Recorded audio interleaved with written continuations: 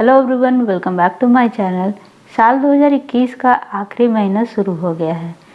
यह month income tax return भरने वाले टैक्स पेयर्स के लिए काफ़ी इम्पॉर्टेंट है, क्योंकि इनकम टैक्स रिटर्न को फाइल करने की डेडलाइन 31 दिसंबर 2021 है। यह डेडलाइन असेसमेंट ईयर 2021-22 के रिटर्न को भरने के लिए है। जिन टैक्स पेयर ने अपना रिटर्न भर दिया है और जिन्होंने अभी तक अपना रिटर्न नहीं भरा है, उन दोनों के लिए आज की वीडियो हेल्पफुल साबित होने वाली है। आज के वीडियो में हम उन गलतियों की बात करेंगे जो टैक्स पेयर्स को रिटर्न की फाइलिंग के दौरान नहीं करना चाहिए। ऐसी गलतियां जिनके कारण आपको इनकम टैक्स डिपार्टमेंट की तरफ से नोटिस भी भेजा जा सकता है। वीडियो में मैंने 6 ऐसी गलतियों को शामिल किया है जो जनरली टैक्स पेयर द्वारा जाने अनजाने हो जाती है। चलिए जानते हैं उन 6 मिस्टेक्स के बारे में जिन्हें रिटर्न की फाइलिंग के दौरान अवॉइड करना चाहिए। पहली सबसे बड़ी और कॉमन मिस्टेक है रिटर्न में इनकम को हाइड करना। एक टैक्स पेयर को अपना रिटर्न तभी फाइल करना होता है जब उसका इनकम बेसिक एग्जाम लिमिट से ज़्यादा होता है। वर्तमान में जो बेसिक एग्जाम लिमिट है वो 2.5 लाख रुपए है। अगर आपके 2.5 लाख रुपए से ज़्यादा इनकम है तो आपको उसे रिटर्न में डिस्क्लोज करना होता है। बट कुछ टैक्स पेयर ऐसा सोचते हैं कि उन्हें सिर्फ अपनी प्राइमरी सोर्स ऑफ इनकम को ही अपने रिटर्न में शो करना है, जो कि एकदम गलत बात है। टैक्स पेयर को अपना नेचर ऑफ इनकम पता होता है, बट वह इनकम किस हेड ऑफ इनकम के अंतर्गत आता है, इसके आधार पर ही सही आईटीआर का चुनाव संभव हो पाता है। अब यहाँ पर नेचर ऑफ इनकम और हेड ऑफ इनकम को एक एग्जाम्पल के द्वारा समझ लेते हैं। मान लेते हैं कि आप एक प्रोफेसर हैं, तो आपका जो नेचर ऑफ इनकम है वो आपके प्रोफेशन के आधार पर डिफाइन होगा। यानी आप प्रोफेसर हैं तो आपको सैलरी मिलेगी।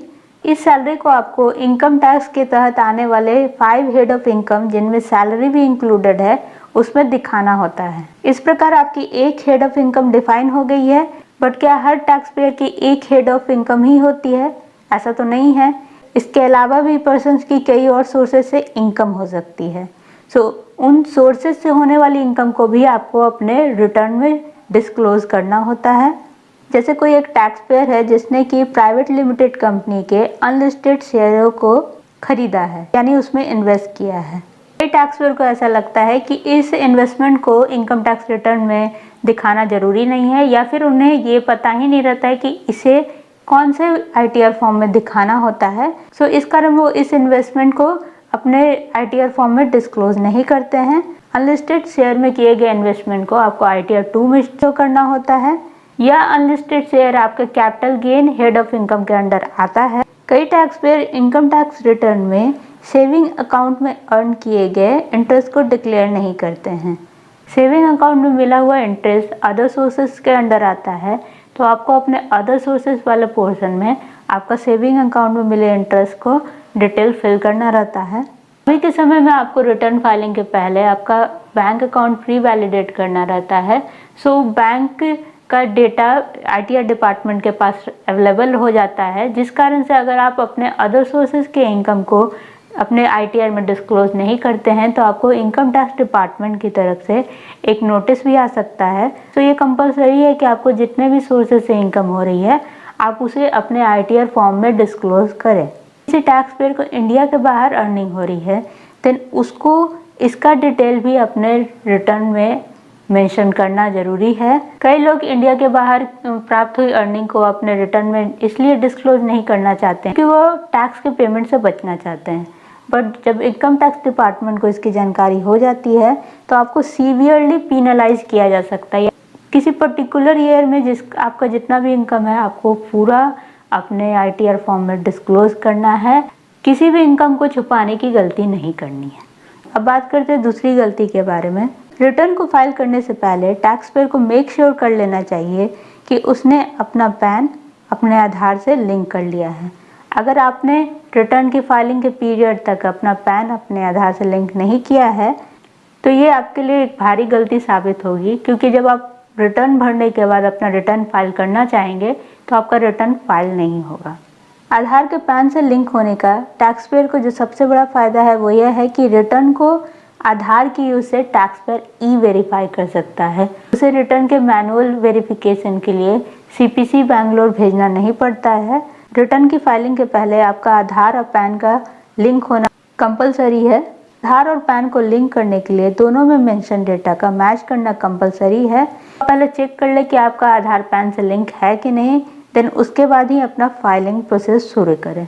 इनकम टैक्स डिपार्टमेंट के द्वारा आधार को पैन से लिंक करने का डेडलाइन काफ़ी बार एक्सटेंड किया गया है। अभी जो डेडलाइन है वो है 31 मार्च 2022। तीसरी जो सबसे बड़ी गलती है वह है incorrect personal and bank detail का अपने पोर्टल पर मेंशन करना। इनकम टैक्स के पोर्टल पर लॉगिन करके एक बार आपको अपना पर्सनल डिटेल चेक कर लेना चाहिए और अगर उसमें कोई करेक्शन रिक्वायर्ड हो तो आपको उसे करेक्ट भी कर लेना चाहिए। वैसे तो टैक्स पेयर अपना बैंक डिटेल सही डालें और उस बैंक डिटेल में आपका रिफंड अगर बनता है तो आपको मिल जाए। इसी के लिए पोर्टल के द्वारा बैंक अकाउंट को प्री वैलिडेट करने का ऑप्शन दिया गया है, जो कि कंपलसरी है। आपको अपना बैंक अकाउंट प्री वैलिडेट करने के बाद ही अपना रिटर्न फाइलिंग का प्रोसीजर कंप्लीट करने का मौका मिलेगा। बट अगर आपका कॉन्टैक्ट डिटेल या फिर कोई डिटेल पोर्टल के डैशबोर्ड पर गलत है तो आप उसे जाके करेक्ट कर लें, देन उसके बाद ही अपना रिटर्न फाइल करें। कॉन्टैक्ट डिटेल अपडेट करने का ये फ़ायदा होगा कि मान लीजिए आपका कोई रिफंड बनता है या फिर आपको कोई नोटिस आता है और आपने उन्हें पोर्टल पे अपना ईमेल आईडी मेंशन किया हुआ है, तो आपको उसकी जानकारी आपकी ईमेल आईडी पर मिल जाएगी। चौथी जो सबसे बड़ी गलती है वह है फॉर्म 26A को चेक नहीं करना।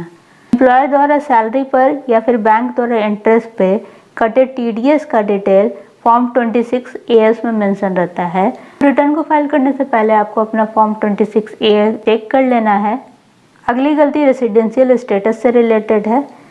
इनकम टैक्स डिपार्टमेंट के द्वारा इंडिविजुअल या कंपनी का रेसिडेंशियल स्टेटस डिटरमाइन करना इम्पॉर्टेंट होता है। प्रीवियस ईयर के दौरान आप कितने समय तक इंडिया में रहे हैं, इसके आधार पर आपका रेसिडेंशियल स्टेटस निर्धारित किया जाता है। रिटर्न में आपको अपना रेसिडेंशियल स्टेटस को सिलेक्ट करने का ऑप्शन मिलता है। देन आपको अपना कंडीशन ऑफ रेसिडेंशियल स्टेटस भी चूज़ करना होता है। यह चुनाव सावधानी से किया जाना चाहिए। कंडीशन ऑफ रेसिडेंशियल स्टेटस के अंदर 2 पॉइंट्स आते हैं। फर्स्ट पॉइंट के अकॉर्डिंग अगर आपने एक साल में 182 दिन से ज़्यादा समय तक इंडिया में रहे हैं तो आपको इस वाले ऑप्शन को चूज़ करना है। सेकंड ऑप्शन के अकॉर्डिंग पिछले 4 साल में 365 दिन या उससे ज़्यादा आप इंडिया में स्टे किए हैं, या फिर रेलेवेंट फाइनेंशियल ईयर में आप 60 डेज या उससे ज़्यादा आप इंडिया में स्टे किए हैं, तो आपको सेकंड वाला ऑप्शन चूज़ करना रहता है। आप पे जो भी कंडीशन एप्लीकेबल होता है उसको अच्छे से समझ के आपको इन दोनों में से एक कंडीशन को चूज़ करना होता है। जो आखिरी गलती है वो है टैक्स का पेमेंट से बचने की कोशिश करना। कई टैक्स पेयर अपना टैक्स का पेमेंट नहीं करना चाहते हैं, बट जब चीज़ें ऑनलाइन होती हैं तो वो ट्रांसपेरेंसी भी अपने साथ लाती हैं। बट जो टैक्स पेयर होते हैं वो फिर भी अपने लिए बचने का कोई उपाय निकाल लेते हैं। वो बच तो जाते हैं, बट जैसे ही वो इनकम टैक्स डिपार्टमेंट की नज़र में आ जाएंगे उसके बाद उन्हें इनकम टैक्स की कार्रवाई का सामना करना पड़ सकता है।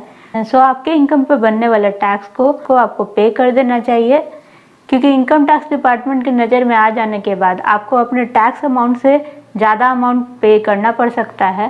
ये थी 6 ऐसी गलतियाँ जो कि टैक्स पेयर को अपना रिटर्न फाइल करते समय बिल्कुल नहीं करना चाहिए। अगर आप अपना रिटर्न खुद से फाइल नहीं कर पा रहे हैं तो एक्सपर्ट की हेल्प लेनी चाहिए। हमारे इनकम टैक्स रिटर्न को फाइल करने के पेड सर्विसेज का फ़ायदा उठाने के लिए आप हमें टेलीग्राम पर कांटेक्ट कर सकते हैं। तो ये था आज का वीडियो, जो कि हर टैक्स पेयर के लिहाज से काफ़ी इम्पोर्टेंट है। आज के वीडियो में बस इतना ही। अगर वीडियो पसंद आए तो इसे लाइक करें, शेयर करें और मेरे चैनल को सब्सक्राइब करें। Thanks for watching.